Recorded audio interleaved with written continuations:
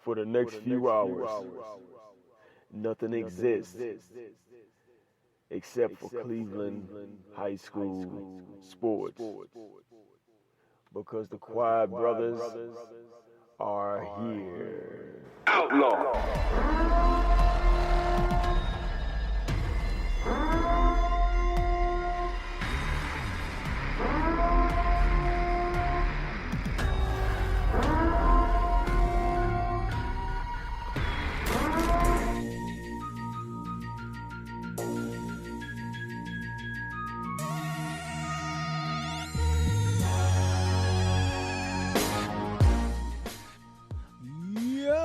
What's going on, y'all? Welcome to the Quiet Brothers Sports Show. My name is Kevin Hanley. Got my peoples in the building with me. Got the homie Eli Robinson. What up? Got the homie Reggie Logan. Yo. Philly Phil. Man, what the heck?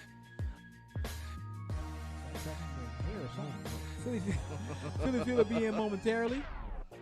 I'm guessing. Yo, man, we had a great weekend. Yes, we did. As far as covering games go, we had a fantastic weekend. I know, Reg, the game you was at wasn't that great.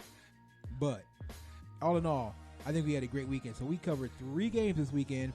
John Marshall at Glenville, Illyria hosting Shaker, and the Holy War. Ed's beating Iggy 7-3. So we'll go over all that. Got 2 guests lined up and on the way today. From the Luthern East Falcons, member of our Rising Stars list, Andre Parker Jr. will join us. And a member of our top 25 list from the Warrensville Heights Tigers, Jerome Lee Jr. will join us. So Andre Parker coming on at 7:30, and Jerome Lee coming on at 8 o'clock. And then Coach Riz will be on at 8:15. We'll do our predictions. Coach's lead is widening. Widening, I say. 3 games. 3-game lead now for Coach. Yeah. I'm just saying. Hey, bro. Well, pardon me. Andre Parker's calling at 8. Excuse me. Andre Parker at 8 and Jerome Lee will call at 7:30. Excuse me. Had him flip. I want to turn this up, bro. Oh, yeah. And BGB Toledo. Okay. Yeah. Well, let it play. Let it play.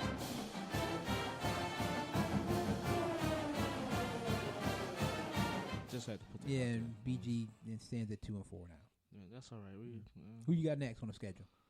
Gotta check on that, sir. Mm-hmm. Better hope it ain't nobody marginally good. Okay, well, we're gonna see. Toledo was okay, I guess. Toledo was 4-1. Toledo was 4-1. All right. Yeah. Okay. BG beat him 27. So congrats, BG. You got to win. Congrats. Give him some props for that, man. Congrats, BG. Congrats on the win. Philadelphia Eagles defense is atrocious. Atrocious. Jim Schwartz, why is he still employed? That's my question as an Eagles fan, but we'll get to that later. My question as a Browns fan, why is Freddie Kitchens still here? Browns. You want to fire Freddie Kitchens already? Man, get that bum out of here, man. Wow. Get that bum out of here. Try to tell you. Get that bum. The thing is, Kev, we up 20-12. Right. 2 minutes left inside the red zone, the 5-yard line. Uh-huh. Why are you calling passing plays? But a lot of coaches do that. No, though. he called a fade route to OBJ. It don't make sense. I mean, if you're gonna throw a fade route, you got one of the best wide receivers in the league who can catch the ball with one hand. It's on the 1 yard line. Kev, You let Chubb eat. We also got the quarterback that lead the league in interceptions, so it's a high probability it could be a turnover. Okay, so here's the thing, though. Can we finally now? And I wish Phil was here for this, because can we finally admit now that your quarterback is great at talking the talk, but when it comes to walking the walk, he is not good at doing it. Can we just admit that? He a middle of the pack quarterback to me. Middle of the pack, at best. One-dimensional. I'm just saying, Baker, he talks a lot. A lot of talking, a lot of tough talking. We going to remember who threw us in the trash, this, that, and the third. What do you have, another 3-pick game today? Yeah. Another 3-pick game. I want to hear nothing about all that went through the receivers. He lead the league in interceptions. Five touchdown passes to 12 interceptions. Now you sit at 2-4. Now you got a week off, and then you got to come back and go to New England. What did we say before? when they won that game 3, we said now they got a 3-game winning streak. Don't come out of this 3-game winning streak at 2-5. And now the possibility is very real that you can come out of this winning this last 3-game stretch at 2-5, and then win at 2-5. I'm still not ruling this out because the back end of the schedule lighten up, but you still got to win games, though. Right. You got to win the games. Pittsburgh not going to be easy as a division game. We played them twice. We got Denver. Denver's not going to be easy because they got a great defense. They might not can move the ball, but they have a great defense. That's Tennessee. I don't know. Shut out right now. Yeah, that defense is. Can I ask you a question? Yeah.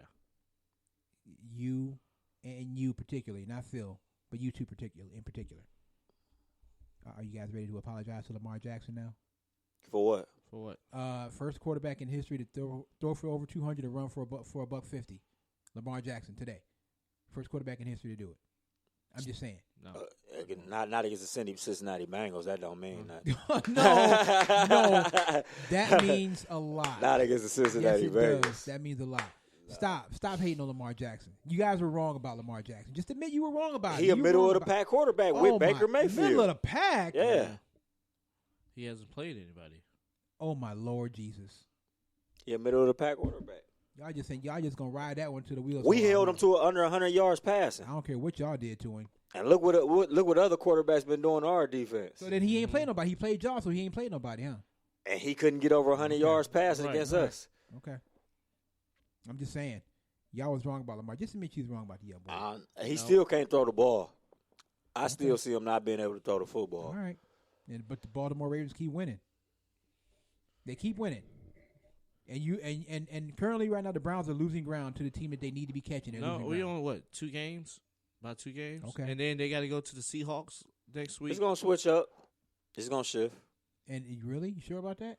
I'm going to tell you something. This bye week is very, very crucial. As bad as we played who we played last week? San Francisco. As bad as we played, we still only 2 games out, and Seattle only beat us by 4 points, and we literally gave them the game.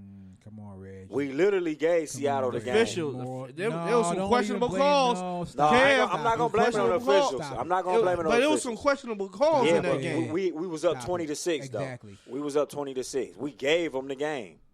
And I didn't think we did more victories around here. No. We gave them that game. We should have held on. But when you go up 20-6 as a coach, you don't put your quarterback in a position to turn the ball over. You got Nick Chubb. Nick Chubb been carrying us all game. Right. We on the 5-yard line. We up 20-12. If I don't get the touchdown, I still go at halftime 23-12. But this Russell Wilson we playing against. But is that really Freddie Kitchens though? I mean, Baker Mayfield is the one throwing the football. He is. Yeah. But it go hand in foot. I guess it go hand in foot. Just like are we gonna blame that interception that Russell Wilson threw in the Super Bowl? When they could have clearly just handed off to Marshawn Lynch, or is that Pete Carroll? Well, that's Pete Carroll's fault. Yeah, I get it. Pete Carroll. It's the same. Well, I get it, Pete Carroll, and it was a great play by it was Malcolm. But if you just run the football, y'all win the Super Bowl. Right. Maybe unless the Patriots stop Marshawn Lynch, then what? Then people say he should have thrown it. I mean, I guess it go either way. On the 1-yard line, it's a high probability. It's a high probability, but it's also possible that he could get stopped. And it is. But that's the most likely call. But sometimes you got to do things that aren't likely. If you're gonna throw a fade, though, I mean, honestly, you have Odell Beckham Jr. You know he can go up. You know if he needs to catch it with one hand, he keeps overthrowing him. That's all fine and dandy, Kev. But did Odell Beckham play in the preseason? They don't have any timing or chemistry together. So that's a low chance of that play working. But then when me and Phil was saying, OBJ, y'all, you should probably be practicing with Baker. Y'all was like, nah, he cool. Don't worry about it, Kev. He good. And we were saying, no, you should probably get on the same page with your quarterback because you might need to be come season start. Everybody's out of sync. It's out of sync right now. It look ridiculous. Yeah, I'm just saying, man. And look, and I'm not gonna talk much because my Eagles are sitting at 3-3, and they play the Chargers against the Vikings, and they made Kirk Cousins look like Joe Montana. So I'm not gonna. Don't even do it, E. Don't even do it. And I picked the Vikings to go to the Super Bowl, bro. And y'all set up there. You got 2-4, and your quarterback threw 3 picks. Don't even do it, E. Don't even. You know do it. Don't even do it. I ain't mad at that because, like I said, I picked the Minnesota Don't Vikings even to be in the do Super it. Bowl. You knew I was there for that damn button. I give props to the Vikings though because they played a great game. Stephon Diggs went off. The Eagles can't cover anybody. Stephon Diggs went off. Minnesota Vikings got a great offense. They got do. a great, and when Kirk Cousins played the way he played today, That they can be defense is dangerous. good too. Yeah, I give props to the Vikings. I'm not that dude. I give props to the Vikings. They played great and Kirk Cousins played well. He played very well. 4 touchdowns. I mean, you can't. You know what I'm saying? Like, but can't. I'm not saying that Eagles. Can you stop? Can you stop blaming Carson Wentz? Carson Wentz is not the issue in Philadelphia. They gotta get somebody in that secondary. Jim Schwartz is the issue in Philadelphia. Jim Schwartz needs to go. I hate that Jim Schwartz is going to be there the rest of the season. Jim Schwartz needs to go. Period. Point blank. And we need an offensive coordinator in Cleveland because Is Freddie calling the plays? Freddie calling the plays. Ooh wee. You can't be a head coach and an offensive coordinator. It didn't. It doesn't work for some teams. Right. It doesn't work. So for Bill Belichick doesn't even do right. that. It's his first year as a head coach. Focus on being a head coach. Yep. Leave the offensive coordinator duties to Todd Monken.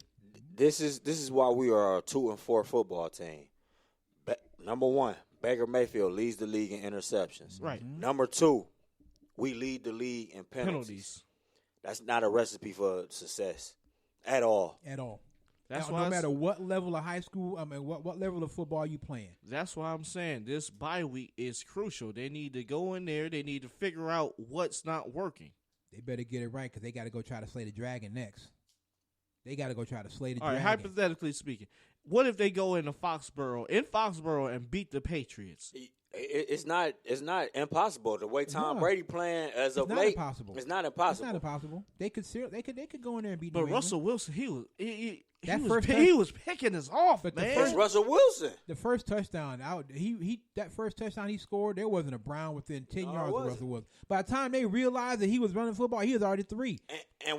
And to be honest, like the world gotta start giving Russell Wilson his props, Yep. man. Like he was very Absolutely. He got 14 touchdowns to 0 interceptions. Absolutely. By the time He they playing MVP football right now. and I think that I don't know if that was a design run or not, but by the time the Browns realized Russell Wilson was running, he was at the 3-yard line. By the time they said, "Oh, wait a minute, he's running," it was over with. He walked into the end zone. Russell Wilson is a specialist when it comes to the 2-minute offense. It wasn't no doubt in my mind he was gonna take them down there and score. Right. There wasn't no doubt in my mind. When it was 56 seconds to go in the second quarter, did you see how many completions he had? He kept on throwing it downfield, throwing it out, completion, Yep. and then still got him into the red zone. I mean, I don't know, man. I don't know. Like, And Chris Carson crapped all over us. mm-hmm. DK Metcalf, that kid is a beast. Boy, were people wrong about DK Metcalf or what? They Oh, were he a so beast. wrong. People were wrong about DK he Metcalf. a beast. This is the reason why you should never, ever, ever rely solely on combine, on combine performance. Right. Because DK Metcalf was a monster at Ole Miss. When did he go to Ole Miss? No, where did he go to? He went to He went Ole to Miss. Ole Okay. Ole Miss. He was a monster at Ole Miss. And then he went to the combine, didn't have a great combine, and then teams got jittery, got shaky, and then No, he he slid had all to a- the second round. Actually, he had a great combine. He ran good at the They combine. were saying he was dropping passes. Right, Yeah, he was dropping dropping passes. passes. Caught everything today. Hey. He ran great. I think he ran good at the combine. Yeah, But he slid to the second round. right. And the Eagles took J.J. Arcega-Whiteside. When- DK Metcalf and Terry McLaurin were still on the board. When the Seahawks actually made that selection, I said, well, Russ got another weapon. Yeah. He got a big weapon. He does. And you know what that kid reminds me of? Megatron. Absolutely. He reminds me of Calvin Johnson. Absolutely. Ooh. He may be faster than Calvin Johnson. Absolutely. Man. That's a good resemblance. I don't know, man. Ooh, that's. Because, I mean, have you seen Calvin Johnson's body, right? I have. Pause. But yes, I have. Compared to DK Metcalf, But I'm not putting the young man up there with Megatron. No, we saying he resembles Yeah, it. he's I'm not body- put- body I'm not, frame. Right, body Yeah, frame. Yeah, he's big. He's a big receiver. And he's a physical receiver, Yep. too. Yep. He just mugged Terrence Mitchell out the way, man. I saw that play. Because I was out eating lunch. We was out eating lunch, and I saw that play. I was like, wow. So look, man, they're sitting at 2-4 right now. Got a bye week. This bye week could not come at a more perfect time for the Browns. Bye week is here. They got a chance to get it right, and then you come back, and then you got to go to Foxborough and play the Patriots. And we'll see how that goes. All right, so moving on. So Reggie and Phil went to Glenville and John Marshall. Look, man, I thought that was going to be a good game. John Marshall was 4-2. Glenville was 3-3. I really thought that John Marshall would give Glenville a test, and I was all the way wrong. All the way. Varsity versus a JV game. It was a varsity versus JV. Wow. Clearly. 59-0. It was. Hold on. You said what? Yeah, 59-0. You got barbecue back there, and you didn't invite me. Basically. It was 31-0 after the first quarter. I mean, I would like to look at John Marshall's schedule and see who they beat 4 times. Lincoln West, Collinwood, and John F. Kennedy. Those are the 3 for sure teams. Cupcake teams. Yeah, cupcakes. Cupcakes. I mean, I don't know. What else you know what I'm saying? Like John Marshall, 59-0. There's nothing else I can say about the game. I get it's Glenville, but they got man, destroyed. I get it's Glenville. Would you say, Reg, East Tech played Glenville better East than Tech John Marshall? With 12 players. With 12 players, and East Tech was out there laying wood on Glenville. Glenville really had to turn up on East Tech. Shout out to East Tech. I guess it was humble, huh? Yeah. We can do it. So we went to that game. That game really wasn't. Let me tell you something. Elyria, you get props, man. Elyria gets props. Okay. Yeah. Yep. Now, that's not to take anything away from Shaker, because Shaker went out there and put up 70 on Elyria. But I was at that game. Shout out to the Lowrys, man. It's always a pleasure to talk to the Lowrys when we go out to Elyria. So I was at that game, and Shaker started out quick. Victor Ford, man, 3 touchdowns for Victor Ford. Wow. Respect. 3 touchdowns. And when it got to 21-0, my first thought was, okay, barbecue chicken, here we go. And Elyria did not give up. They kept fighting. And they got to be 28-6, and then 28-13, and then 35-13, and then 35-20, and then 42-20, and then 42-26. I mean, it just Elyria 42-28 because they scored and they got a 2-point conversion. They just kept coming back. But at the end, they didn't have enough. They didn't have enough to roll with Shaker, to hang with Shaker. Shaker was on point. Noah Patrick, Victor Ford, Adam Diaz, the quarterback. Heard Hasim Rashid's name called more than a few times out there. Shout out to the Rashids. Heard Hasim's name called more than a few times out there. But that was a great game, and as always, a great atmosphere out of Elyria. Elyria, the atmosphere out there was always great. I don't doubt that at all. Don't doubt it at all. That was just a fantastic atmosphere. And Elyria, I mean, if you could have just got a stop or 2, Elyria, you probably would have won that game. With just a couple of stops, maybe. I'm sorry, man. You scored 50 points, you should win that game. Now, they were down to begin with. They were down by 22 at one point, and they came all the way back. But I think just looking at that team, just with the naked eye and looking at that team and looking how they fight, I think Coach Culliver is onto something out there. I really do. I think Coach Culliver is onto something. And the other thing about Elyria is that they're young. They're a young team. They lost a lot of players last year. They're a young squad. And so now the kids that are on this squad, on this team, that are going through these hard times at the moment, they're going to build and they're going to grow with each other. And I think in a year or two, I think Elyria is going to be a much more competitive team. Dare I say Elyria may even compete for the Greater Cleveland Conference. I'm just saying. if they can keep it up. You know, and I just think Coach Culliver's on to something. It looked like we've been out to Elyria games before, and they get down like that, and they just kind of fold. And no disrespect to Coach Arno, who was there before. No disrespect to Coach Arno. It just it seems different with this current Elyria team. Even down 28-6, they were still playing hard. They were still fighting, and they never gave up. And they made a game out of it. So while we definitely give props and respect to Shaker, because Shaker just went out there and handled their business like they're supposed to do. But Elyria, it was a valiant effort. They came up short, but it was a valiant effort, and they deserve props for that. All right, so let's do this. Let's take a break. We'll come back, and so that way we'll be more than ready for when Jerome Lee comes on the show. Jerome Lee from Warrensville Heights coming on at 7:30. So Eli, go ahead and take us out. What's the name of the song? The name of the song is called Next Level by Serious Beats. This is the Quad Brothers Sports Show on One Unit Media Network. The Quad? Yep.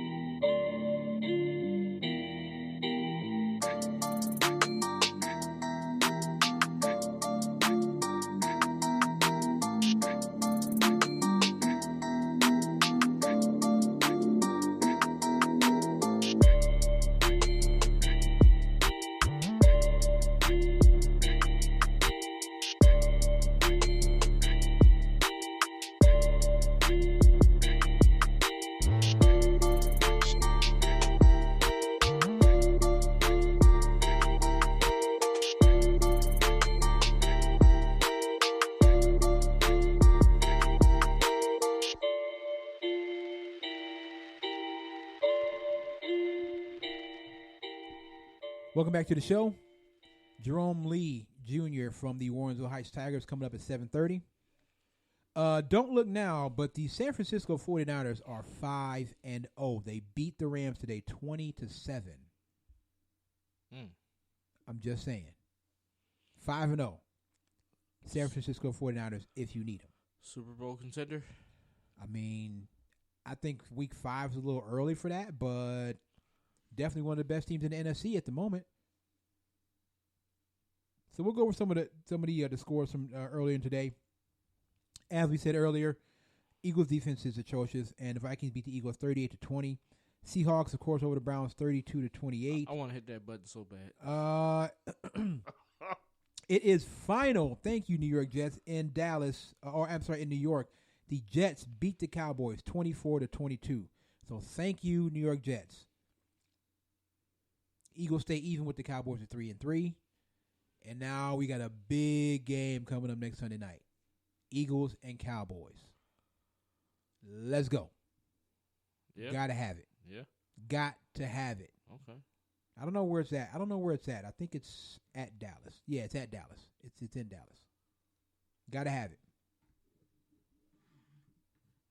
Because you don't want to, you're tired with it. You don't want to go down to them. So Carson, Jim Schwartz, whoever, we need this game next week. So Jets beat the Cowboys 24-22. Patriots on Thursday night beat the Giants 35-14.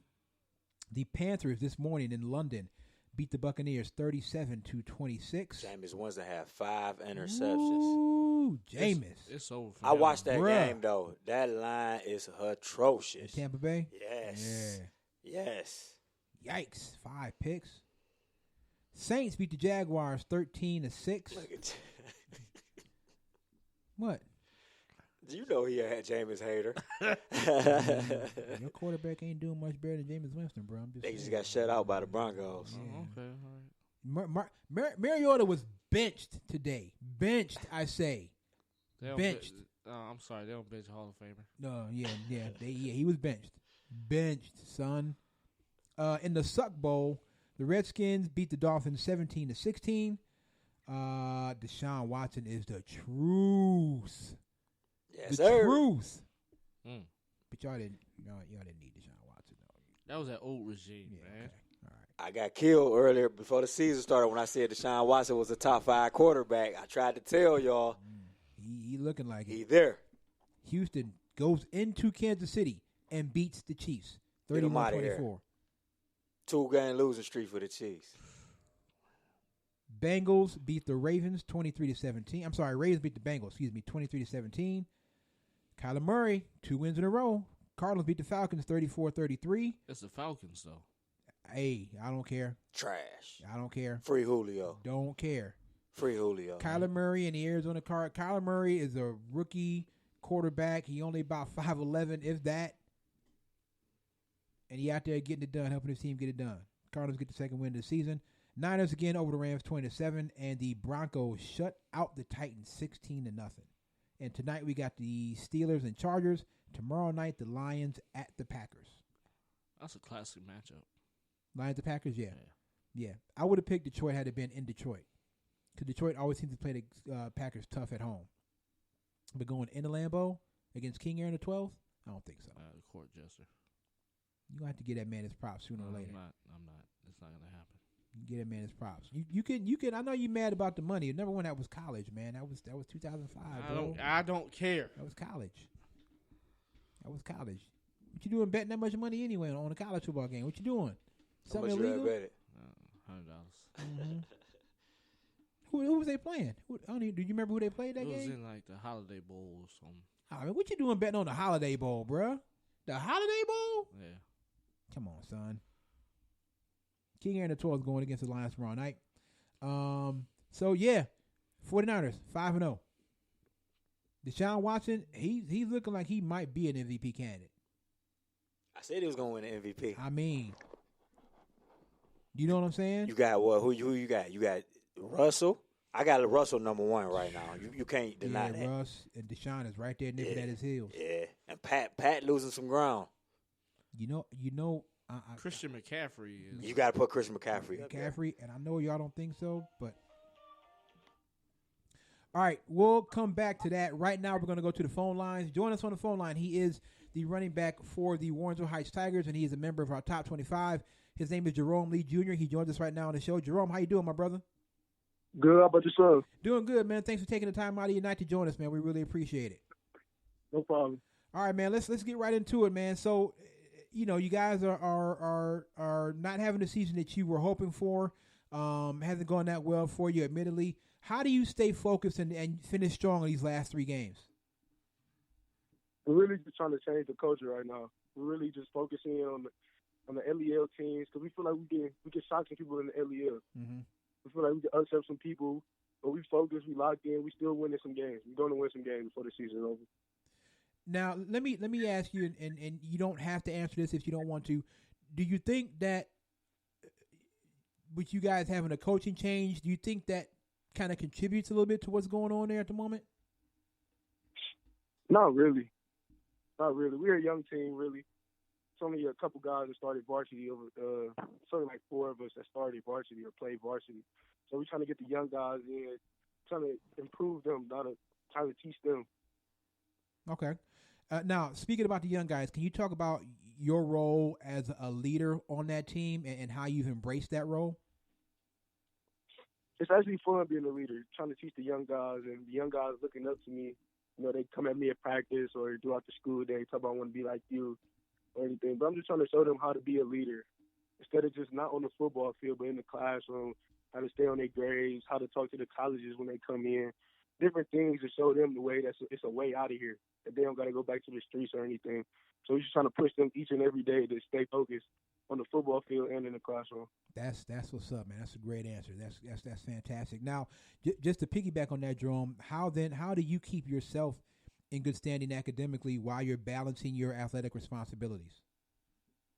Just focus on my why. Like, why am I doing this? Because everybody has a reason why they play football or why they do certain things. So my reason is what pushes me every day. Mm-hmm. Jerome Lee from the Warrensville Heights Tigers is our guest. So now you were saying that you guys are trying to change the culture. So what's the message what's different about the message this season as opposed to what the message was last season for you guys? It's really about how much you really want it. Because, you know, it's a lot of different things coming in. You know, new head coach Romney Graham, great guy, great head coach. Absolutely. But, you know, we gotta teach people to buy in. We gotta get people to buy into the new system, to the new way of doing things.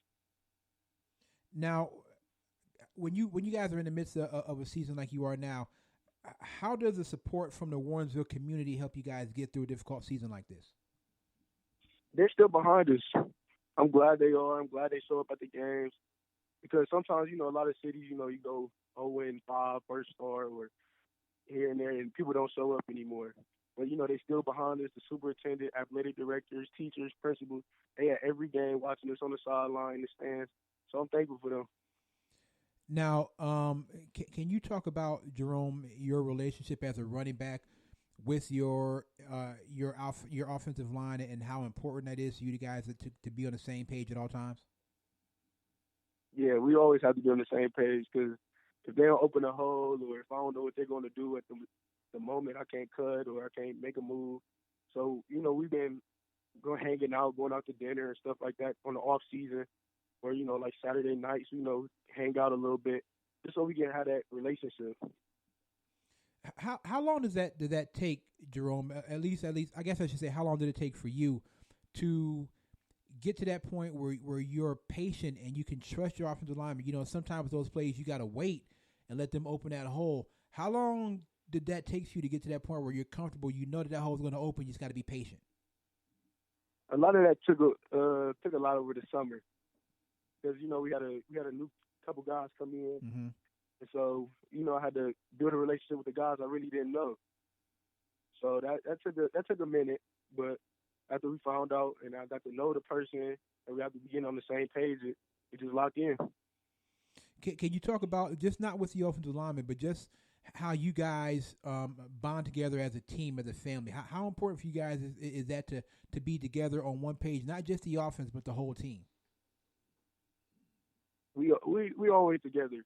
Even if we, you know, a lot of guys play both sides of the ball. So a lot of us, you know, hang together outside of practice or do different things like study in the film room or go get a little extra work on the field after practice or in the weight room. So we always try to stay around with each other, stick around, sit at each other's lunch tables and all, just focusing on the game of the week. Jerome, can you talk about your family structure and how your family has supported you and helped you get to this point? That's one of my reasons why that I play the sport. They always there for me. Anything that I need or anything. So without them, I don't know what I'd be right now because they push me every day. My mom, take the time on her day to come to my games, or me at elementary playing muni league football and all of that. Because without them, I don't know where I'd be. Can you kind of speak on that, and I want to touch on that because I know there's some people out there and parents and players who don't really understand that aspect. When you were talking about how you have some young people who are just trying to get out of there and get out the streets. Can you talk about looking at sports from that aspect? Like this is it. I gotta eat here on the field so I can get out of here and make a better life for myself. Like all the energy that you have, or the madness inside, built up inside, or anything that you have built up, you take it out on the field. It's a positive way of doing things. Instead of you running up and down the streets or wondering if you don't make it out today. But if you stand in practice every day, stand after practice, get some work in, doing your homework, going home to your mom instead of just out here doing whatever, it helps you. It's a better way for you to make it out of here. Like, everybody wants to go to one of the best colleges in the country. So if you work and do what you have to do, you will get out of here. Absolutely. Talk about, Jerome, just some of the things that you do away from the football field, away from the hustle and bustle of athletics, away from the classroom. What are some of the things that Jerome Lee Jr. does just for fun, just to kind of hang out and release some of that tension? I'm literally trying to work on my craft a little bit outside of football, even though that I'm off. But I know I help my little cousin out. He's a running back as well. Mm-hmm. He's a muni league, 6th grade. So, go up there to his practices, coach them a little bit, teaching them the ways of the classroom and the field, and, just going to church, doing different things to stay positive. Nice. Now, speaking of, going on to the next level, have you at the moment been in contact with any schools about moving on to the next level? Yes, that's the big question around town over here. But really don't know where I'm going or anything yet. But I have been in contact with different coaches. Can you speak on those schools? Can you mention or can you name the schools that you've been in contact with so far? I've been in contact with Akron and Western Michigan, and a little bit of OU, and all of those guys, the MAC schools, really. So now, and we usually ask this question of all the players, especially the seniors that come on the show, because we have one of our staff members who's an alum. Have you had any contact at all with Bowling Green? No, sir. My coach, one of our assistant coaches went there, so he's trying to get me to go there. Come on, BG. BG's tripping. Eli, get your school, man. BG's I got to call. Man, I got to call the athletic office or something. Do that quick, bro. All right, listen, Jerome, man, thank you so much for coming on the show. We really appreciate it, man. We proud of everything you're doing, man. We love that you guys support us so much out down there in Warrensville, and we're gonna keep checking for you, man. Thanks so much for coming on. We really appreciate it, bro. No problem. Thanks for having me. You got it, man. Take care. You too. Top 25 member Jerome Lee Jr. Kid got his head on straight. Love it. I love it too. Love that, man. And that's just a harsh reality, man. To a lot of young men, this sports, this is it, man. I'll say that to a lot of them, they may say this is the way out. My opinion is sports doesn't have to be the only way out for you, but that's why you stay like Jerome, and you stay on your grade, you stay on your academics. Because truth of the matter is, it's not about 5,000 to 10,000 players that make it to the NFL. 2% of all college players. So a lot of y'all ain't gonna make it. Everybody not gonna make it. So use this as a tool to open up other doors to get you where you want to go. Facts, on point, just like that. The last I saw, 2% of all college players make it to the National Football League. Think about it. Think about all the colleges in America and all the colleges that have football. There's over 100 colleges just in Division I. Mm-hmm. And when you got 60, 70 players on one college team, that's a lot of players. You got Division II, Division III, NAIA, all that. And 2%, and then you only have 7 rounds in the draft, 32 teams picking. So that's about 240 something, 235, 236 players. They get picked every single season. That's a small percent. And so, while it's important that you work on your craft, and you stay focused while you're on the football field, it's also important, as Jerome was saying, to make sure you're handling your business in the classroom. Because for a lot of you guys, high school is going to be the end of the line for football. And for some of you guys, you could move on to the next level, but there's no guarantee that once you get there, you're going to make it to the National Football League. And so you have to have a backup plan. Always have a backup plan. And that backup plan should include some kind of academics. And making sure you at least you're trying to get your degrees. Now, I know some people don't put a lot of stock in degrees, but if you're going to go to college, you might as well get the degree while you're there. Excuse me. No sense of going to college and just slacking off and not making anything happen. If you're going to go to college, you might as well get the degree. And so go ahead. Or you can just go to a nice trade school. Go to a nice trade school. Some people think college is overrated. I can't completely disagree with that. Can't completely disagree with it. But if you're going to go, you might as well make the most of it. And it sounds like Jerome is well on his way to doing that. So we got Akron, Central Michigan. Did you say Central Michigan or Western Michigan? Central Michigan. I think you said Western Michigan. Sorry. Yeah. Akron, Western Michigan. Some of the MAC schools except for BG. BG just don't. Okay. Not saying that BG is going to get every player. I'm just saying. You got some kids out here that are talented, BG. You need talent. They do have Ryan Malloy. So at least there's that. And they did just beat Toledo. So 20-7. 20-7. So thank you to Jerome Lee for coming on the show. We really appreciate your time. It's a good week 8 game coming up here. I'm looking at it on the screen. Massillon at Barberton. So and the story behind this, I heard this from George Kurska, who was the father of Gavin Kurska, who was on our top 25 last year. And the story behind this game is a little funny, I don't want to say strange, but basically, Massillon had their schedule set, and then one of the teams that they were going to play backed out. So Barberton was like, so they had an opening on their schedule. Barberton called Massillon and said, "We'll play you, but you have to come here. We're not coming to your stadium. You got to come here. We'll fill that hole in your schedule, but you got to come here to play us." Right. Because normally, under normal circumstances, Barberton would be going to Massillon. It's just how it worked. But Barberton was like, "We'll fill that void in your schedule. We know you need to play somebody. We'll fill that void, but you got to come here to us." In layman's terms, Barberton said, like I say on the show all the time, "Come get your ass." Basically. And Massillon's like, "Let's get it." So Massillon at Barberton at Rudy Sharkey Stadium down in Barberton. And, man, I mean, I'm just saying that's there's going to be a lot of talent on that field. A lot of talent. And I want to see if Barberton can at all slow down Jaden Ballard.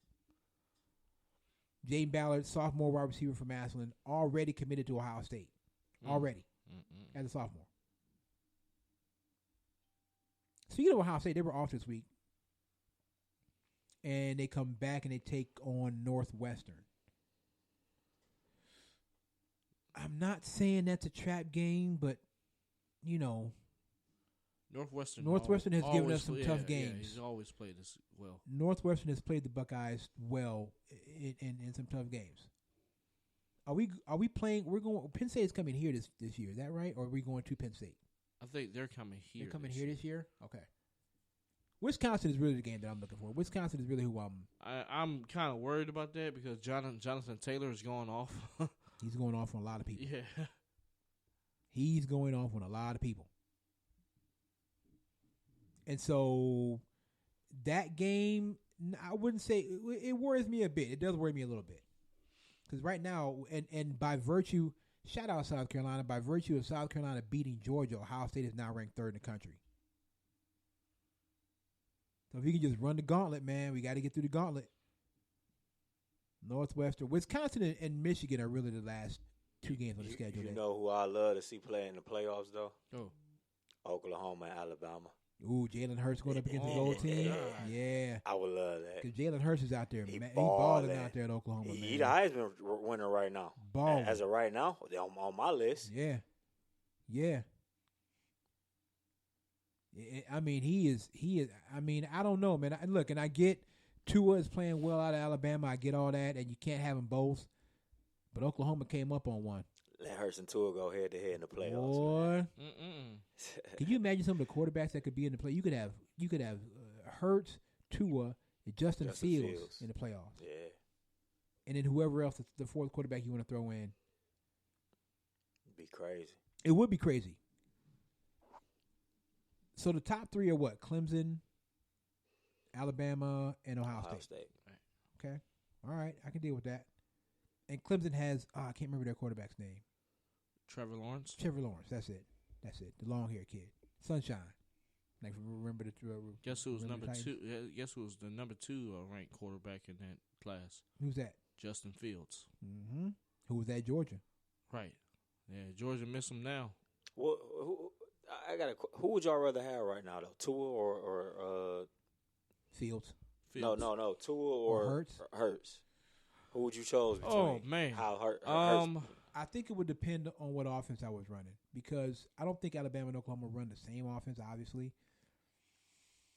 I would probably take Jalen Hurts only because I know Jalen Hurts is playing with a bit of a chip on his shoulder right now. And his experience as well. And his experience. And Tua's experience, too. That's who I'm taking. I'm taking Jalen Hurts. I'll take Jalen Hurts. I love his playmaking ability. And I'm sure, Nick Saban would have liked to keep them both, but that's the situation. You can't. No, you can't keep them both. No, you got to let both of them play. You got to let them go. You got to let one go. And hey, man, shout out to another former Ohio State quarterback, man. Shout out Joe Burrow. He's doing his thing. LSU, He's doing his thing. They beat Florida.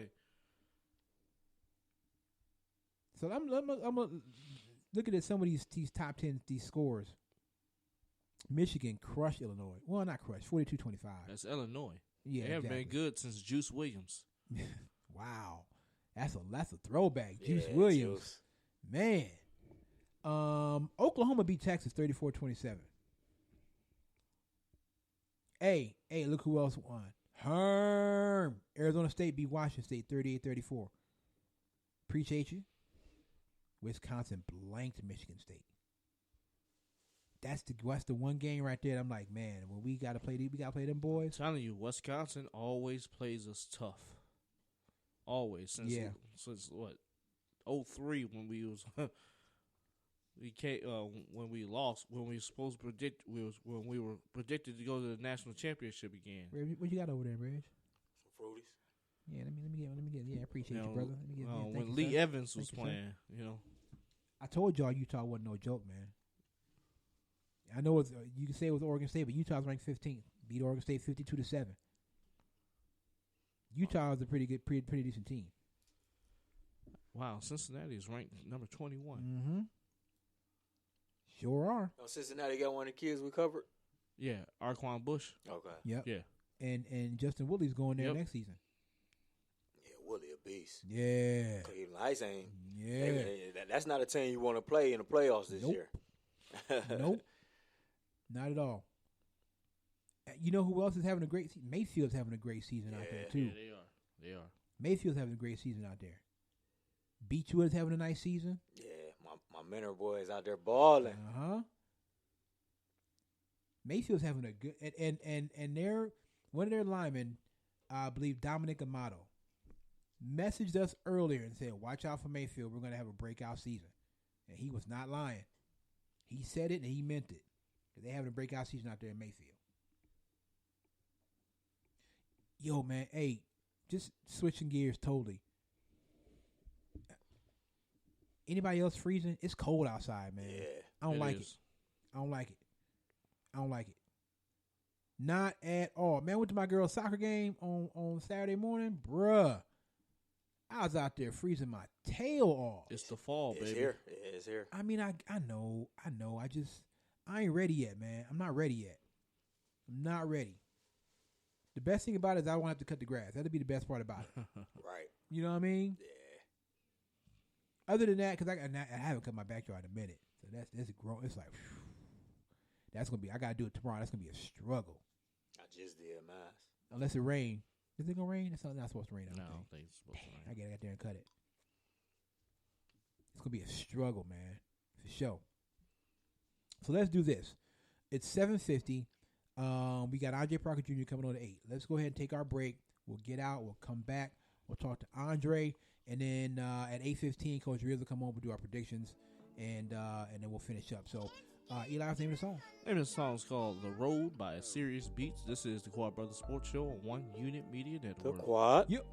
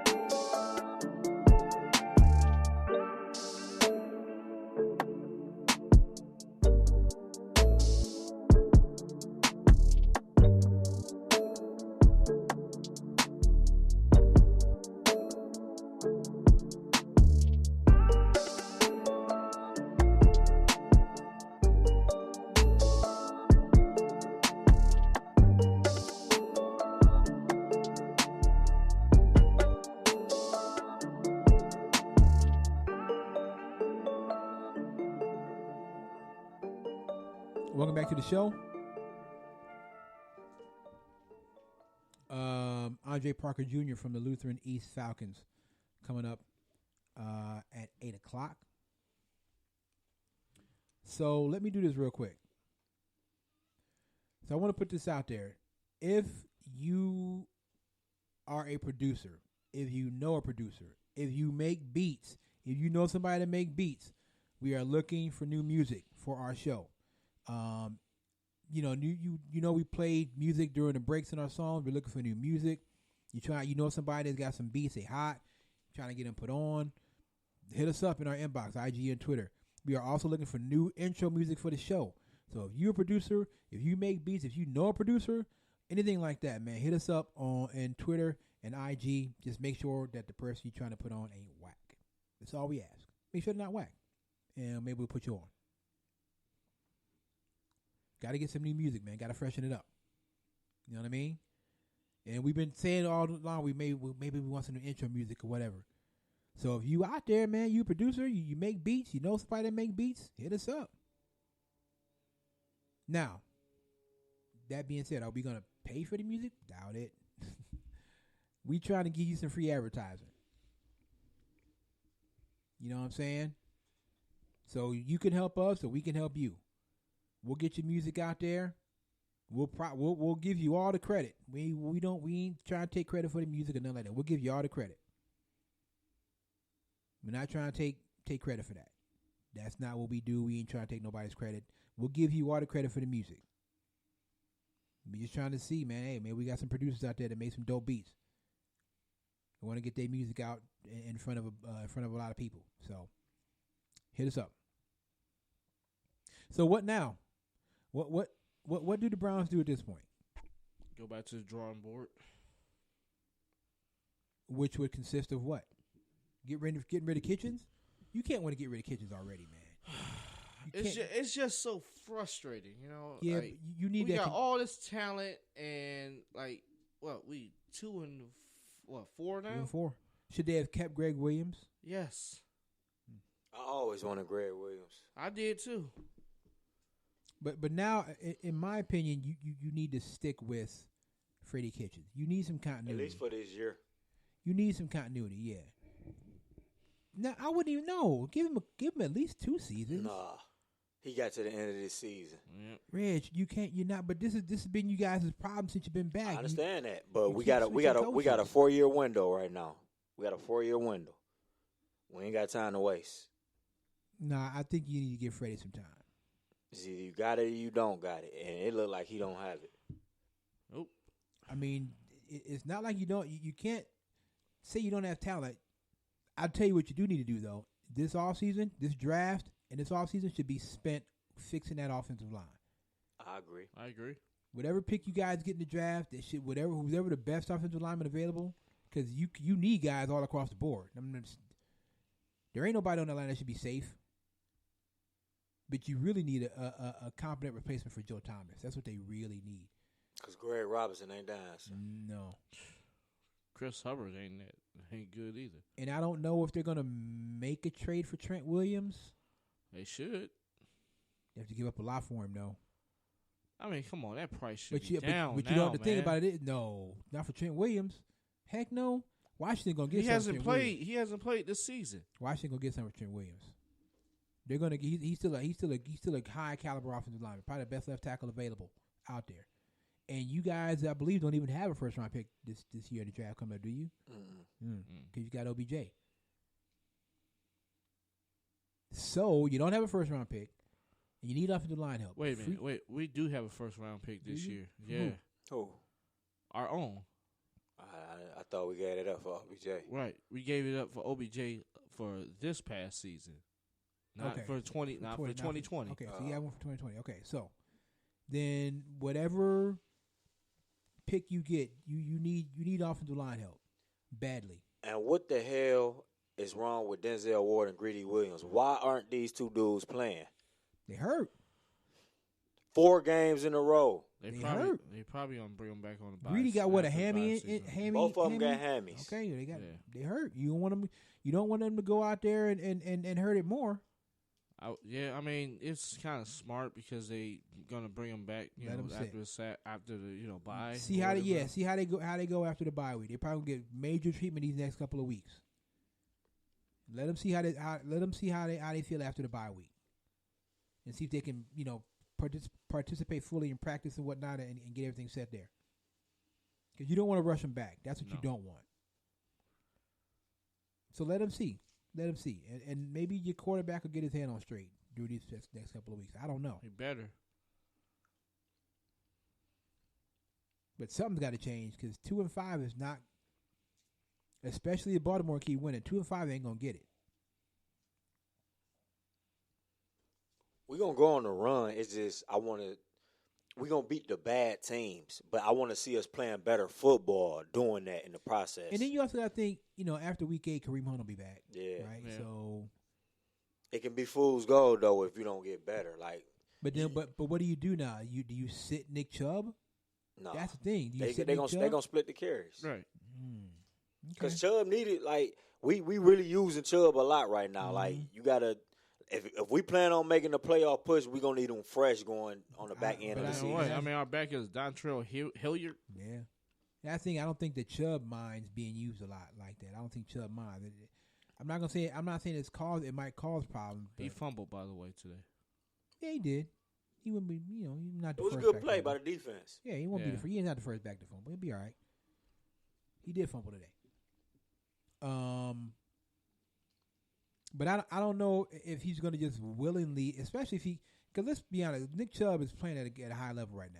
I'm just saying he's playing at a high level right now. He didn't carry the ball 20-plus times 2 weeks in a row. But isn't that what you guys wanted, though? Don't you want that from your workhorse back? Absolutely. But you still need to get some of those carries to somebody else. And Hilliard ain't the one. Nah, too little. So they got some question marks. What do you do with Freddie? I say you keep Freddie. There's no need to.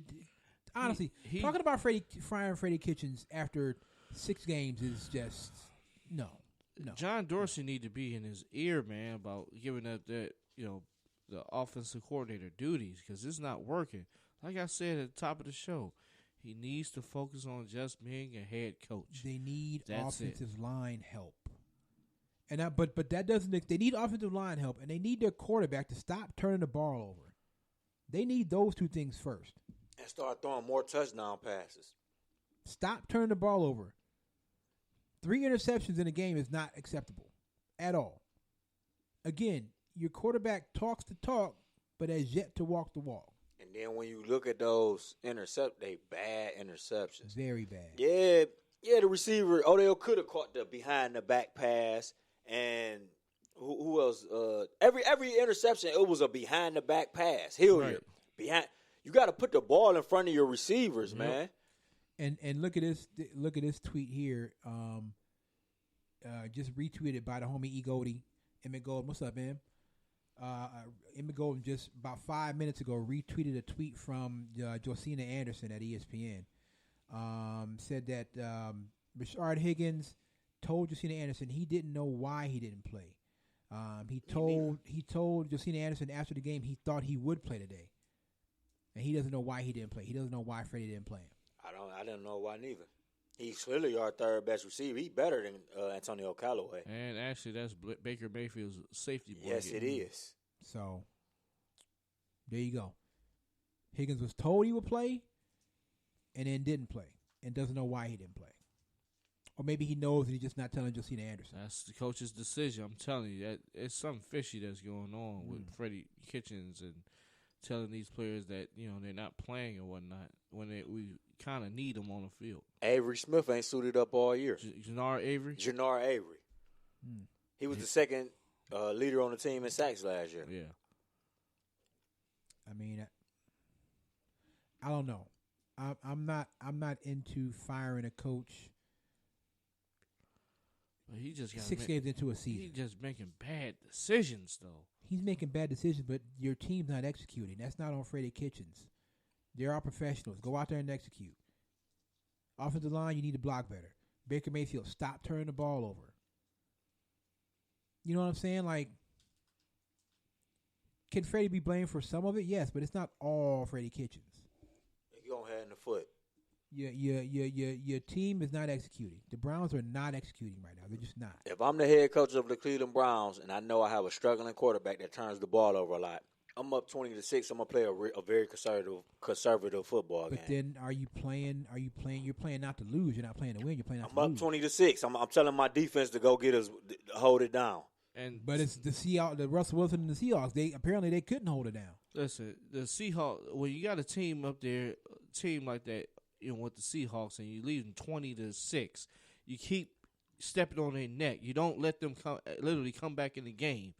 When the Seahawks are down like that, you should always have your foot on the gas. The game swing when it was 20-12, and we threw that interception in the end zone when we should have ran the football and kicked the field goal and went to halftime 23-12.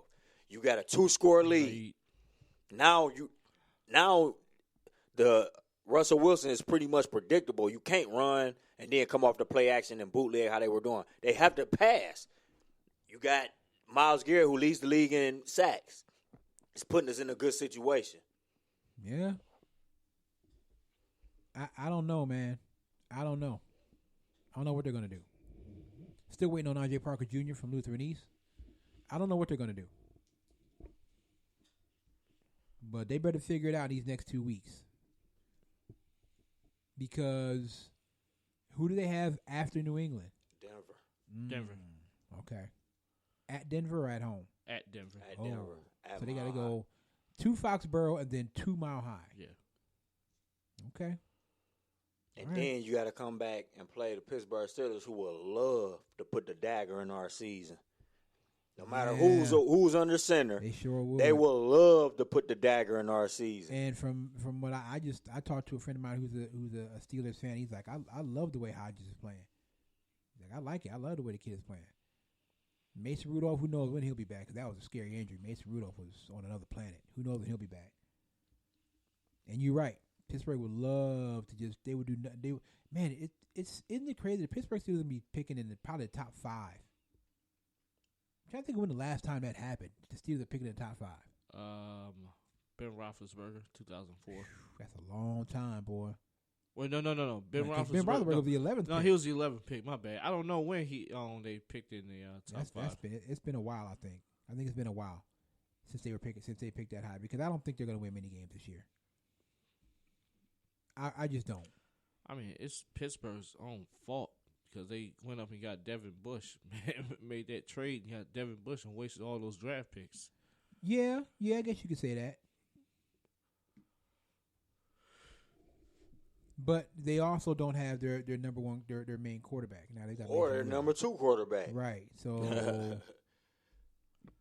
or Antonio Brown. Or DeLavion Bell. Right. I got a quick question. Yes. Is Mitchell Trubisky done in Chicago? No. You don't think so? Nah. No, I don't think so. He's not. It seemed like he's regressing a little bit. No, he's not done. Is Jameis Winston done in Tampa Bay? No, he's not done in Tampa Bay either. If that line is atrocious. It's atrocious. Terrible. No. I don't think Jameis Winston is done. Is Cam Newton done in Carolina? He might be done in Carolina. He may be. They like that kid Allen, and I think that I read this morning that even if Cam is healthy, if the Panthers keep winning, which they did today, they're on a 4-game winning streak. I'm not taking him out. Yeah, I'm not taking him out. So now the next question is, where does Cam Newton go if the Panthers cut him or trade? Where does Cam Newton go? Pittsburgh. Oh. Ooh. Nah. Mike Tomlin would love to have Cam Newton. He would love it. Let's see if Mike Tomlin will survive. Will Mike Tomlin be there next season? It's the perfect system for him. They are a run-first team, which is Cam Newton style. Right, I get that, but they calling for Mike Tomlin's neck. Here's the thing, they calling for his job. He don't have what he need to win, though. The fans are calling for Mike Tomlin's head. Luckily, the Pittsburgh Steelers don't listen to their fans, because they were calling for Bill Cowher's head a couple of years after the Steelers lost to the Cowboys in the Super Bowl. I would love to have Mike Tomlin right now. Yep. Pittsburgh Steelers fans, man, why careful what you wish for. Yeah. You're not going to find too many better coaches out there than Mike Tomlin. I'm sorry. You're not. Careful what you wish for. You're not. Say, for instance, Mike Tomlin does get axed, and we're not satisfied with Freddie. Let's make the switch. The quicker the better. No. The quicker the better. Mike Tomlin's proven he won a Super Bowl. The quicker the better. I don't think Baker Mayfield is the kind of quarterback that Mike Tomlin would want to coach. I really don't. It's not his choice. Yeah, it ain't his choice. Then yeah, it is. He can just say, I don't want to come here because I don't want to coach Baker Mayfield. That is his choice. You don't have to come here. No, I'm talking about Baker's choice. You're talking about. I'm talking about no. I'm saying. Okay. I'm saying I don't think Baker Mayfield is the kind of quarterback that Mike Tomlin wants to coach. Ben Roethlisberger the same way. Ben Roethlisberger. Yes, he is. He's Le'Veon Bell and Antonio Brown aired all. They aired it all. Yeah, they aired it all. He's the same way. He's just not. He's not outspoken. And so why would Mike Tomlin want to go through that again with Baker Mayfield? Why would he want to go through that again? That paycheck. Nah. Mike Tomlin will get a job. It might not be if he gets fired. It might not be the head coach, but he was a great defensive coordinator before he became head coach. Mike Tomlin will get a job somewhere else. Period. That's not even a question. Mike Tomlin gonna get a job. He won't be out for long. Well, I can actually, if the Vikings doesn't pan out, he came from Minnesota, right? Mm-hmm. He was the defense coordinator for Minnesota. Who's the coach in Minnesota right now? Who else? Mike Zimmer not going nowhere. You know who else's job might not be safe? Dan Quinn in Atlanta. His job might not be safe. Yeah. You know who else's job may be, unless he's still holding on to the dirty pictures of Jerry Jones. Jason Garrett's job in Dallas might not be safe. Man, Jerry Jones loved Jason Garrett. That's like I don't understand it, man. That's like I a don't son. understand it. I don't understand it, He bro. like a son to him, man. I don't get it, man. I do not understand it. I don't know what Jerry Jones likes about Jason Garrett so much. I don't know. But you know who else could use, and I hate to say it, Washington. Ooh. Who want to go there? Yeah. What's the GM's name? Dan Who Snyder. want to go there? Who wants to deal with Miami. that? Who wants to go there? That's I mean, It is Miami. that's though. like the the city. home. The city. Yeah, the city what alone. about if the Dolphins brought in Cam Newton? If Cam Newton got cut or traded and Dolphins brought in Cam Newton. I wouldn't go there, man. Cam Newton in South Beach? It's no weapons down there for no. him. That's kind of sexy for Cam Newton. He want to Cam Newton win, would like man. going there. He want to Cam would win. like going there. He want to win. It's too late in his career to be trying to go rebuild somewhere. He want to go somewhere where it's already pieces set in place. But where's he going to go for that, though? Denver. Who was the coach out there? Vance McDonald or something like They that? already got the defense. Vance Joseph. Vance Joseph, They already sorry. got the defense. They got Philip Lindsay. They got Emmanuel Sanders. They got the other kid over Emmanuel there. Sanders is old, though. Emmanuel Sanders was in Pittsburgh a long time Or ago. Cortland Sutton. They got Cortland Sutton. Sutton. Yeah. Cortland Sutton. And then, like I said, they got a defense. Cam Newton in Denver. I guess. I don't know. Joe Flacco not gonna be there after this year. No. I think he wants to stay in that division, though, the NFC South. Where would he Who's go? who's going to take him? I'm telling you, Jameis Winston is on his last leg in Tampa Bay. I'm telling you this right now. I don't know. You hope Jameis Winston is on No, his last I'm leg in telling Tampa you, Bay. like, honestly, he's think so. he's on his last year of his contract. I don't think they're gonna resign him. They better have an awesome plan. It's Cam Newton. No. Cam Newton not better than Jameis Winston. No, I think Cam Newton and Jameis Winston are one and the same. I really do. I believe Jameis Winston's arm is stronger. I believe he's a better passer than Cam Newton. Cam Newton may be a better athlete. So he threw 5 picks today. So he that had makes, three. that He makes him a had better 450 passer. passing yards too. Nah. He had 450 passing yards too, and they scored points. And They he had scored 30 points. Yep. So, no, I think Jameis Winston is definitely more accurate than Cam Newton. Yes. Yeah, he's definitely more accurate than Cam Newton, for sure. You can learn how not to turn the ball over as much, but as far as either you got the arm to make the accuracy passes, you can't learn that. It's either you can throw the ball or you can't. I don't think Cam Newton can throw the ball no more. I don't know, man, and I hate to see it because I'm a fan of Cam Newton. I am too. I'm a fan of Cam Newton. I am too. I really am. I like what Cam Newton brings to the table. I think Cam Newton is look, Cam Newton is kind of flamboyant, kind of out there, with his outfits and all that kind of stuff. And that to me, that really don't really bother me. That don't really make no difference to me. I don't really care what you wear. Whatever gets you to play. Whatever, go out there and perform. But he's not performing, and really, He's not performing. But really, we talk about weapons. Who's Cam Newton? His number one receiver is his running back. I mean, Allen making well of it. I know that, but I'm just saying. But do you? And I don't know. And I'm not in the Panthers. I'm not in the Panthers locker room or team meetings. But I think the Panthers have to know that there are things that Cam Newton can do as far as his mobility and things like that Allen can't do. And so maybe they're not, quote unquote, dumbing down the system for Allen, but they're switching things up that better suit Allen.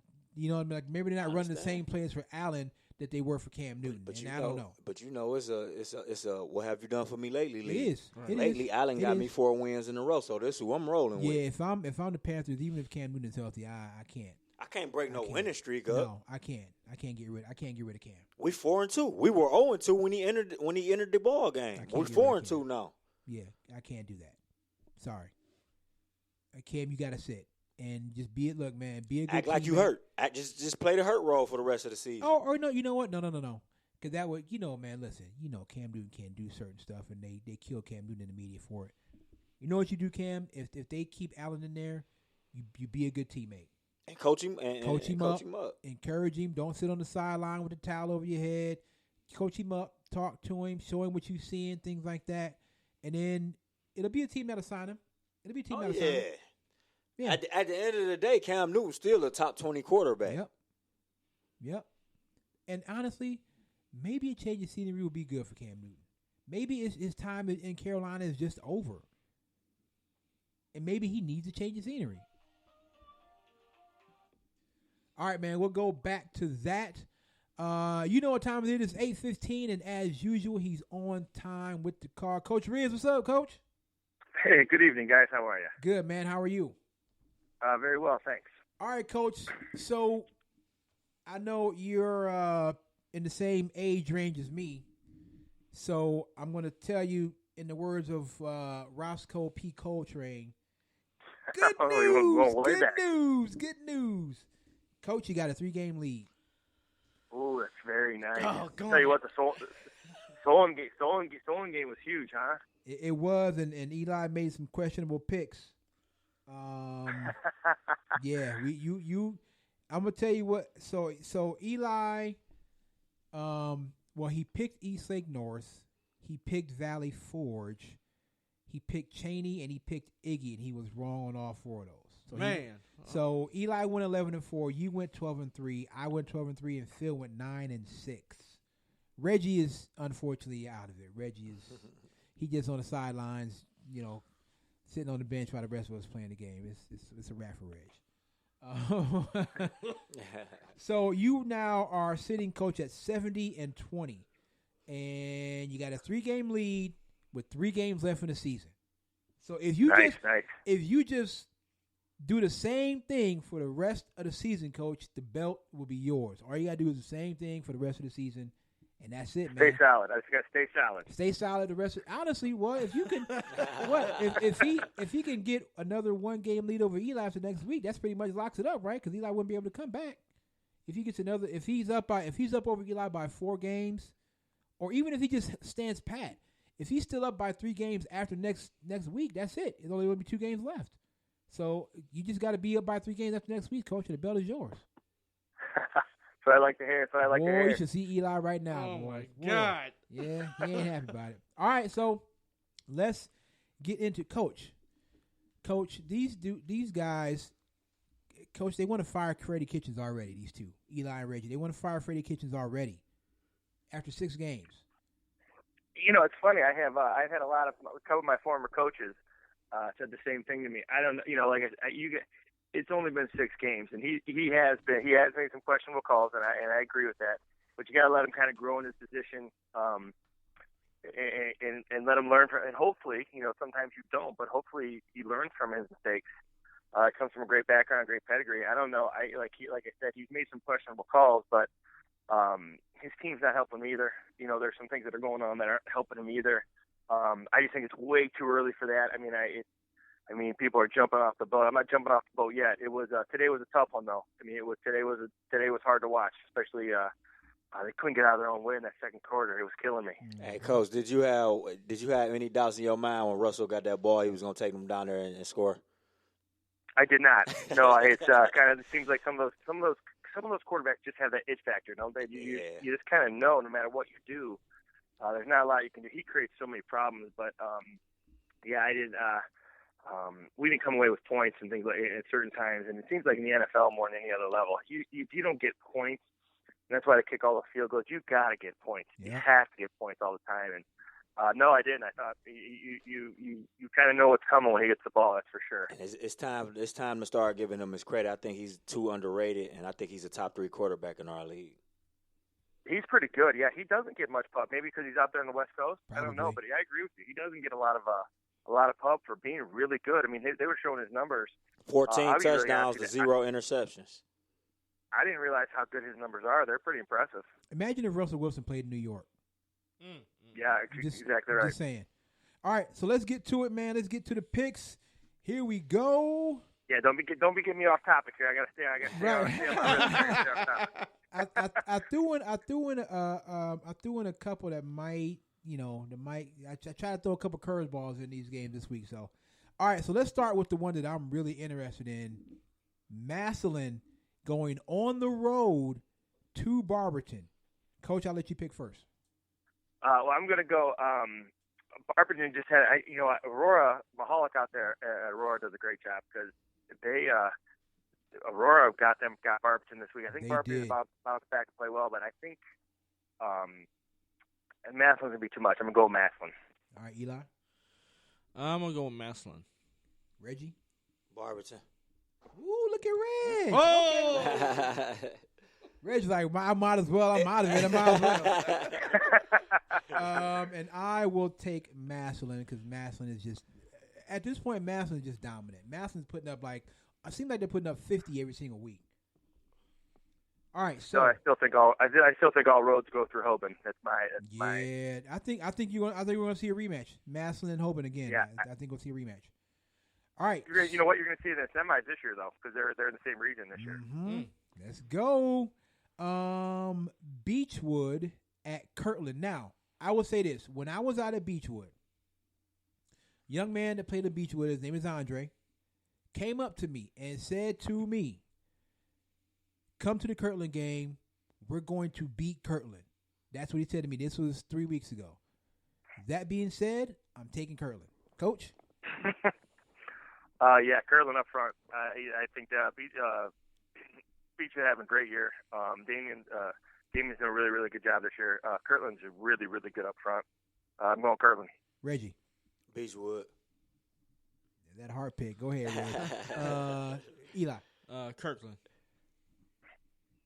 All right. Next up, Maple Heights at Lorraine. This is the one I struggle. When you sent me the list, this was my one that I struggle with. Yes, sir. Because Lorraine put it on Warrensville this weekend. I'm taking Lorraine. I'll take Lorraine. Coach. I'm going to go Maple. Okay. Reggie. Maple. Eli. You know what? I'm gonna take Maple. Ooh boy, here we go. Eli trying to keep pace. Cleveland Heights at Warrensville Heights. Yeah, you know how Warrensville. Shout out to you, man. But I think Cleveland has to be just too much, man. I'm taking Cleveland Heights. Coach. Cleveland Heights. Reggie. Cleveland Heights on a mission. Eli. Give me Cleveland Heights. Justin Woodley. I should have known Eli. You was gonna pick Cleveland Heights. All right. So everybody picks Cleveland Heights. I'm writing them down here. Okay. Next up, Wadsworth at North Royalton. Now, I'll say this just to make it fair for everybody, just so everybody knows. I got an Instagram message this afternoon. We did from Joey Marasek out at North Royalton. He injured himself Friday night. Believes he tore his ACL. So Joey Marasek will not be playing for the rest of the season. This is actually his senior year, so basically his high school career is over. So shout out Joey, man. Keep your head up. We're still rocking with you. So, with that being said, without Joey Marasek, I'm gonna go Wadsworth in that game. Coach. Yeah, for that reason, I think that was my second game. That was pretty good. I thought a really, really good matchup. Without him, I'm gonna go Wadsworth. Reggie. Wadsworth. Eli. Wadsworth. All right. Brush at Eastlake North. Oh, this was a tough one for me because admittedly I got a bit of a soft spot for Eastlake North.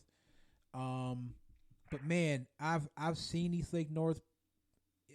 I've seen them, and I'll say this: with the type of offense that they run. I really don't think that Eastlake North has the personnel to run the type of offense. They kind of run like a read option sort of. I don't think they have the personnel to run that offense. I am going to call the upset. I'm going to say Brush gets the first win of the season. I'm taking Brush. Coach? Yeah, you definitely got to adapt to what you got. If you got high school, everybody has their core stuff, but you got to adapt it to what you have. Your kids tell you what you're going to run, basically. Right. I haven't seen either of them this year. I like the guy. The guy at Brush does a nice job in terms of like doing the right stuff. I like East Lake North too. They cost me last week. I'm gonna go North. I'm not sure. That's a toss up, but I'm gonna go East Lake North. All right, Eli. I gotta keep pace, so I'm gonna say East Lake North. I want that belt so bad. You try. All right, Reg. I'm going North also. All right, next up on the list, Mayfield at Riverside, and I got to give a shout out to young man, offensive lineman at Mayfield, Dominic Amato. He messaged us earlier this year on Instagram as well. He messaged us. He said, "Watch out for Mayfield this year. We're going to have a breakout season." And Mayfield has been playing excellent this season. I'm going to take the Wildcats. I got Mayfield, Coach. Yeah, Mayfield. Ross does a nice job. Eli. Mayfield. Reggie. Mayfield. All right, so everybody takes Mayfield. Okay.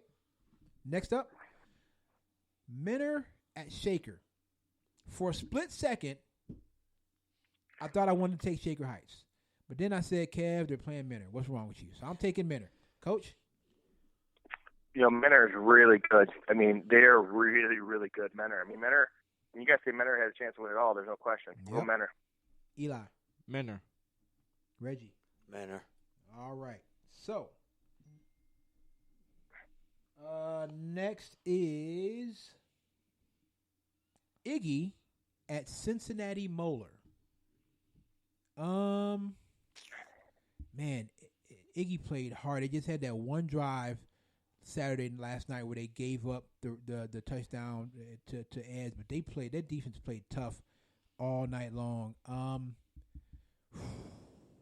I'm going to go Moeller. I'm going to take Cincinnati Moeller. Coach?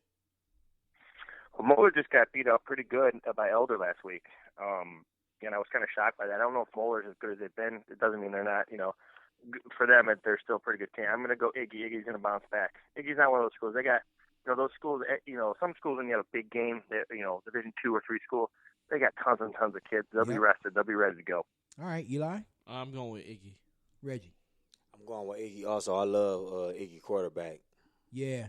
And also, and Connor Chamil, too, is a great wide receiver, man. Although, whoever 42 was last night for Iggy, I don't know he who. was balling out. Yeah, he was all over the place last night for Iggy. So, all right, so I'm the only one to pick Moeller. All right. University at Villa Angela St. Joseph's. I am going to take University in this game. Coach? Well, I'll tell you what, I thought Cheney had a pretty good football team. Cheney hung in there with a pretty good Maple team, and Melbasa, and I have a couple buddies out at US, and they seem to be getting it going over there. I'm going to go US. Eli? I'm going US. Eli's trying. Eli, I see your strategy, Eli. Okay. Reggie? I'm going with St. Joe's with the upset. But now, remember this, Eli, though. Even if you and Coach pick everything the exact same. I know, yeah.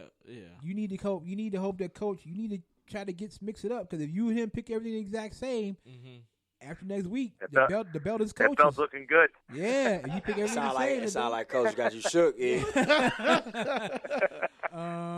He got me on the ropes a little bit. Right. Next up, Football North from Canada at St. Ed's. I know Football North has come down and gotten a couple of good wins here. At Lorraine, they came down and got a win, and they came down and they beat Iggy. However, I like St. Ed's, man. I think St. Ed's is firing on all cylinders right now. The defense, to me, is playing outstanding. They hounded Ignatius all night on Saturday. I think, guys like Jalen Castleberry, guys like C.J. Hankins, guys like Jeff Petrowski, who's going to Michigan State. I like Eds in this game. The Nash brothers, Logan and Lawson. I like St. Ed's in this game. I'm going to take Eds. Coach? Well, like I said, my dad is always rooting for for schools he coached at. He coached at Brunswick and Orange, and he's an Eds grad, so we always Eds is rolling. I'm going to go Eds. Eli? Of course, I'm going with Eds. And Reggie? Eds. All right. Madison at Kinston. Oh my God. Madison, not for nothing, is playing pretty well this season too, even though they weren't really expected to. I don't think Madison was expected to have that great of a season, but Madison has been playing pretty decent this season. But they're going to Kinston, and I can't see Madison going into Kinston and coming out with a win. I'm going to take Kinston. Coach? Well, the Madison just had a big win over North. Kinston lost. Sometimes you start rolling. You need a little reality check. Kinston's a very good football team. Coach does a nice job out there. Kinston, I think, will bounce back. I'm going to go Kinston. Eli? I'm going with Kinston. Reggie? I'm going Kinston also. All right, next up. Garfield at Parma. Man. You know what? I'm going to go ahead and take Garfield. For a second, I was thinking about taking Parma. I'm going to go ahead and take Garfield. Coach?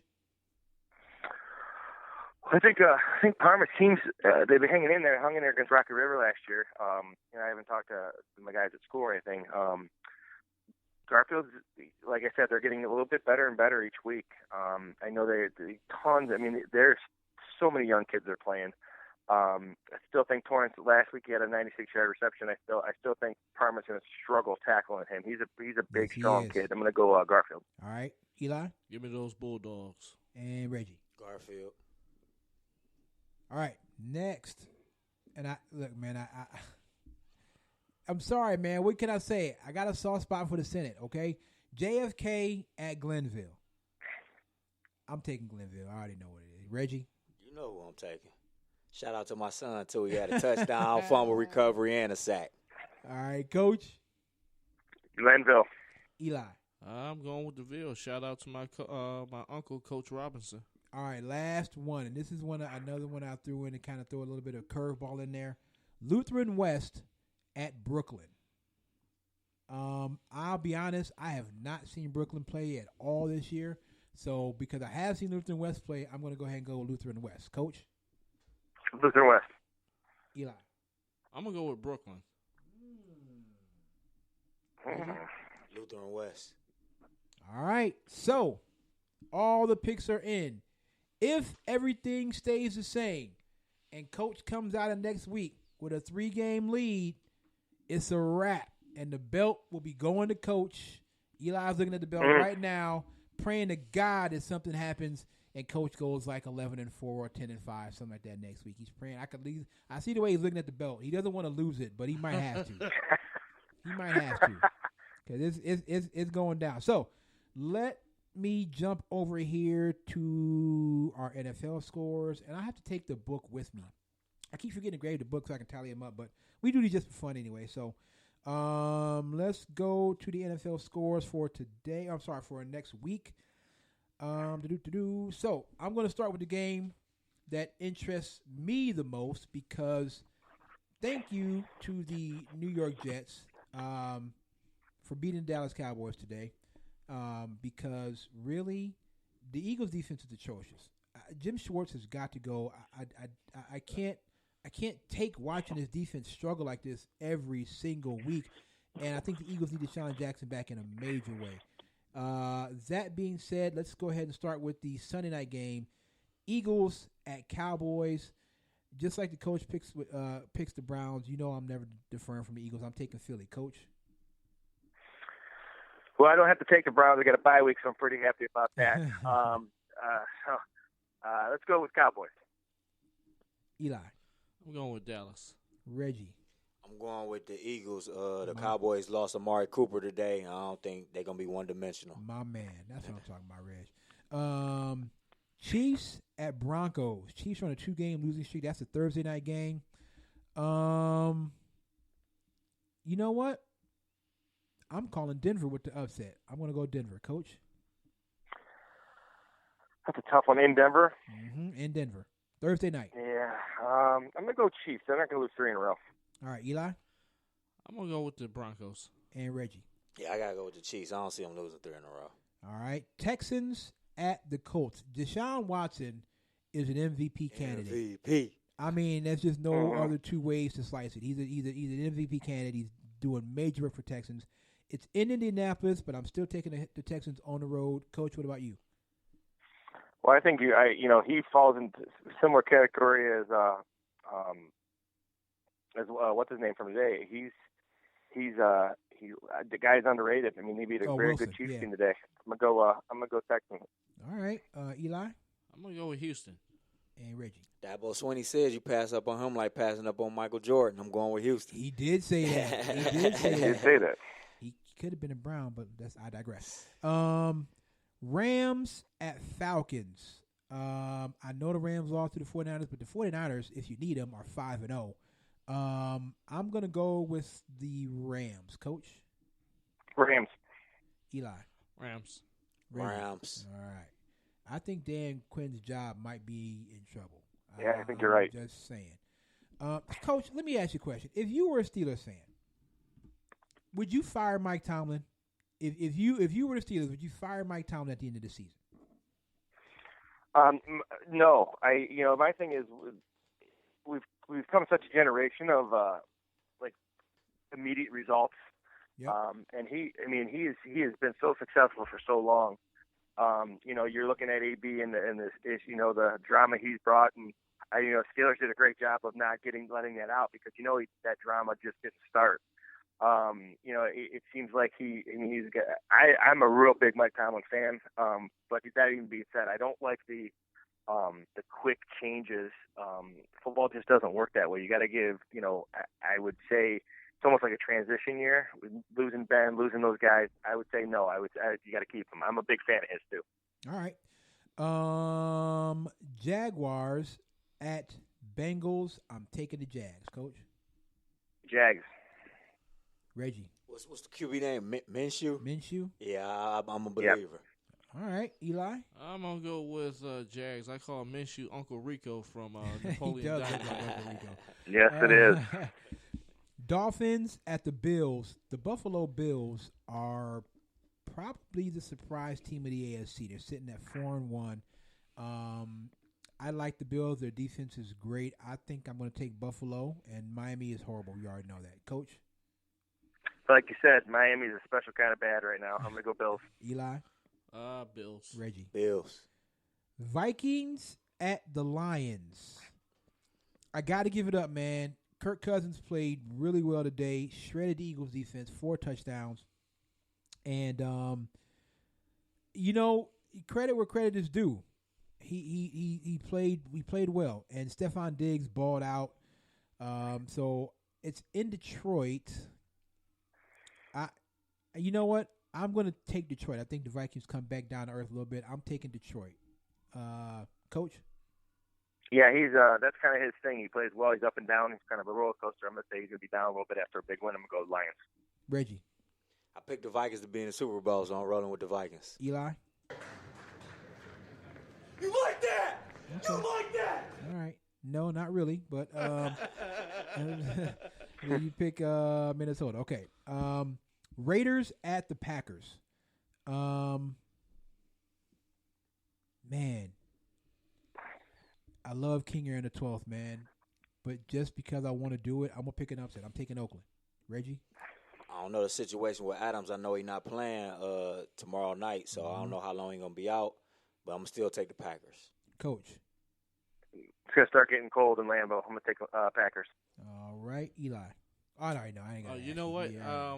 I'm gonna take the Raiders, but I'm a big John Gruden fan. Like honestly, I'm a big John He's Gruden funny. fan. Chucky? 49ers at Washington. I will take San Francisco. Coach? 49ers. Reggie? 49ers. Eli? San Fran. Cardinals at the Giants. Kyler Murray is about to get his 3rd win in a row. I'm going to take the Arizona Cardinals. Coach? I'm taking Giants at home. All right. And Eli? I'm gonna take the Cardinals. Reggie? I'm taking Giants. Saquon Barkley back. Okay. Chargers at the Titans. Marcus Mariota was benched today, Eli. That's your boy.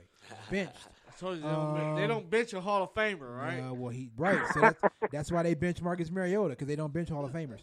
So I'm going to take the Chargers. Coach? I'm going to go Chargers. Eli? I'm gonna take the Chargers. And Reggie? Chargers. All right. Baltimore at Seattle. Ooh, man. Lamar Jackson is going to go into Seattle and get the win. I will take the Ravens. Coach? Well, we'd like to talk about Russell doesn't get enough credit, and there I always take them there. So Seahawks. All right, and Reggie. Me the Hawks. And Eli. Let me get the Hawks. It's the Cleveland Browns ain't letting y'all pick Baltimore, huh? Okay. Right. I love Russell Wilson, man. Saints at the Bears. Give me New Orleans. I don't know what's going on with Trubisky in Chicago. Well, Trubisky got hurt though, right? Yeah, he's hurt. So the Bears are just, to me, they're average at the very best. I'll take the Saints. Coach. I'm gonna take the Bears because of their defensive front. Okay. Eli. I'm gonna take the Who Dat Nation. Reggie. Where the game at? In Chicago. I'm gonna take the Bears also. All right, and last one, the Monday night game, Patriots at the Jets.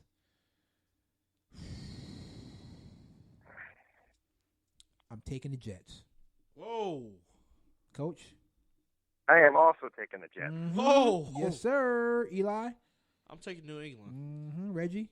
I'm taking the Patriots. Patriots won't get their first L till they play the Browns. Stop it. All right, man. So that is it, man. That's going to do it, Coach. If everything just stays the same for you this week, you will be the champion. The belt will be yours. And you know what? I'll say this. If you win the belt after, if you lock it up after next week, Coach, we will hand deliver the belt to you. Maybe we can grab a bite to eat, some lunch, some dinner, something like that. We'll hand deliver the belt to you. We'll do it that way. Oh, that'd be great. I would love to get a bite with you guys. Like I said, I enjoy coming out with you guys. It's always a blast on Sunday. So that would be amazing. We'll get together and get a bite. That'd be awesome. Boy, Eli, you better hope something happens, man. I'm praying. I'll be praying this week. You better hope something happens. But you guys pretty much picked the same. That's why I was wondering what you were doing. You guys pretty much picked the same. So if you guys miss the same number That's again. how you know he shook, Kev. That's how you know. All right. Coach, man, it's all love. Thank you so much for coming on. Coach, this belt might be yours after next week, and you can parade it around all off season long, and Eli will have to do nothing but like it. So thanks for coming on, Sounds Coach. good to me. Hey, we really appreciate it. Thanks for coming on, and hopefully we can hand deliver this belt to you after next week. Absolutely, guys. A pleasure. All right, Always fun talking to you guys. I'll talk to you next week. You got it. Take care. Have a good one, guys. Bye-bye. Coach Riz, if it all stays the same, this belt's gonna belong to Coach, because then it'll be only 2 weeks left. Oh my God! You need something that I was wondering. I'm sitting like, why is he picking the same as Coach? Don't he know if they pick the same games, it's gonna be a wrap? You might have just handed Coach the belt by picking that way. I'm just saying. Who was that? So we had no. Oh, okay. All right. Well, so that's gonna do it for us, man. We're gonna go ahead. That's going to end the show. We got our picks in. We talked to Jerome Lee. I'm not sure what happened with Andre Parker. We'll reach out to Andre, and we'll see what happened. Maybe we can make it happen another time. So we'll talk to Andre Parker Jr. maybe next week or something like that if we can. So that's it. Thank you to Jerome Lee Jr. for coming on the show. We really appreciate that. Thanks to Coach Riz. Shout out to the Castleberry family, man. Had a great time chopping up with you guys at St. Ed's. Thank you again to St. Ed's for letting us come out for the Holy Word. We appreciate that. And we will be reaching out to ADs this week, trying to get some games on the schedule and also trying to line up some guests. We'll be reaching out to some of you guys as well. So that's it, man. For Eli Robinson, for Reggie Logan, for Phil Rucker, my name is Kevin Hanley. Choir Brothers Sports Show, you know what it is. Eli, take us out. The name of the song is called Legacy by Mickey Mounts Beats. This is the Choir Brothers Sports Show on One Unit Media Network. The Quad. See y'all next week. Peace.